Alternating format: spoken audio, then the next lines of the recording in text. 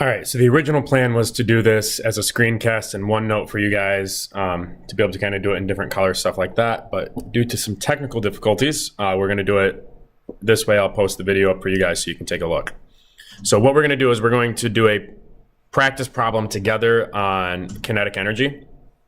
And so if we remember right, we got kinetic energy is equal to 1/2 mv squared. So that's going to be kind of your guiding equation. You're going to be able to use that kind of throughout today. And so if you remember right, kinetic energy, KE,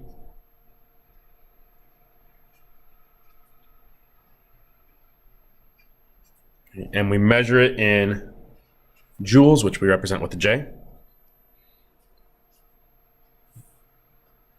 The M in the equation stands for mass, which we represent, or which we measure with kg, so for kilograms. So basically, if you see kg, right, if you see kilograms, you know that you're talking about a mass. And the final thing is V, which stands for velocity, right? We're talking about motion again. We're not talking about electricity anymore. So now we're talking about motion. Right, so we're talking about velocity, which generally speaking, we're going to measure in meters per second. So if you see meters per second, you know you're talking about V. All right. So looking at our example problem that we have here, a cannonball is fired out of a cannon at 200 meters per second, and the ball is 2 kilograms. So the first thing that we need to do is we need to figure out what the different pieces are. So we're seeing some numbers. Right, we got 200 meters per second. And we got 2 kilograms. So we're seeing meters per second in this first thing. Meters per second is telling us velocity, so we're going to be using our letter V. Okay. And the other thing that we got here is 2 kg, 2 kilograms. So as soon as we see kilograms, we're thinking mass. So 2 kilograms is our mass. So at this point, what we can do is we can start plugging in some numbers. So kinetic energy equals 1/2. Okay. M, we already identified our M is 2 kilograms times our velocity, 200 meters per second, and we're squaring this, so don't forget your square. So kind of as a reminder, a square means that we are multiplying it by itself. So I'm going to kind of do this all in one step. We're looking 1/2 times 2 is 1 kilogram.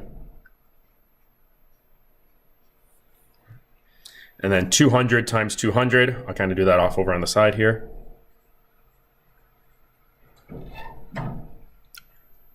So we got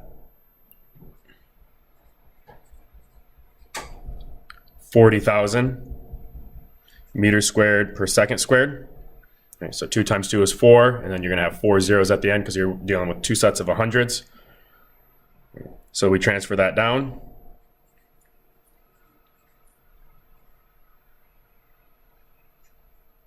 Meters squared per second squared. 1 times 40,000 is